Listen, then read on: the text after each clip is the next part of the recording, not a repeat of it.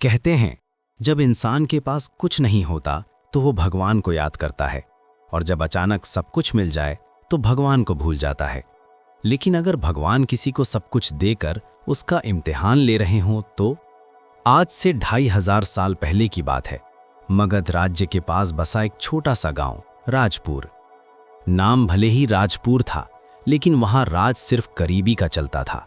राजपुर की सुबह भूख से होती थी। राजपुर की सुबह सूरज से नहीं, भूख से शुरू होती थी। कच्चे घर, मिट्टी की दीवारें और दरवाजों पर टंगे फटे कपड़े। यहाँ बच्चे खेलने से पहले काम सीख लेते थे। यहाँ बूढ़े मरने से पहले थक जाते थे। और इन्हीं गलियों में पले बढ़े थे दो दोस्त, गंगाराम और वासुदेव। गंगाराम का जन्म गरीबी में हुआ था, लेकिन उसका सपना अमीर बनने का था। वो खेत में काम करते हुए भी जमीन नहीं, आसमान देखता था।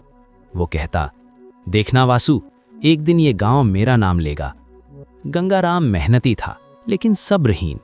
उसे लगता था, मेहनत करने वाले जिंदगी भर मेहनत ही करते रह जाते हैं, अक्ल लगाने वाले राजा बन जाते हैं। वासुदेव गंगाराम से बिल्कुल उल्टा था। वो कम बोलता, ज्यादा सोचता। माँ जब सूखी रोटी देती तो पहले भगवान को याद करता। वो मानता था, जो मिला है उसी में संतोष हो तो दुख कम लगता है। गांव के बुजुर्ग वासुदेव को पसंद करते थे, लेकिन गंगाराम को गांव समझ नहीं पाया। हर शाम दोनों दोस्त गांव से बाहर बहती नदी के किनारे बैठते।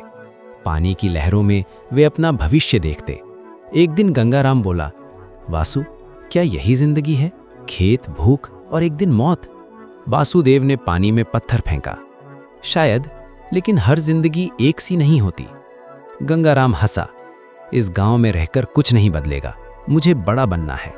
उस रात गंगाराम के पिता भूख से बीमार पड़ गए। इलाज के पैसे नहीं थे। सुबह होते होते पिता चल बसे। गंगाराम चुपचाप चिता की आग देखता रहा, और उसी आग में उसका सब्र भी जल गया। उसने वासुदेव से कहा, अब बहुत हो गया, मैं यहां नहीं मरूंगा, चल किस्मत आजमाने। वासुदेव की आंखें नम थीं, लेकिन उसने सिर हिला दिया। सफर की शुरुआत। दोनों ने एक पोटली बांधी, कुछ सूखी रोटियां और मां का आशीर्वाद। राजपुर पीछे छूट गया, लेकिन गरीबी साथ चल रही थी। रास्ते की पहली सीख। पहले ही दिन एक ठग मिला। मीठी बातें, झूठे सपने।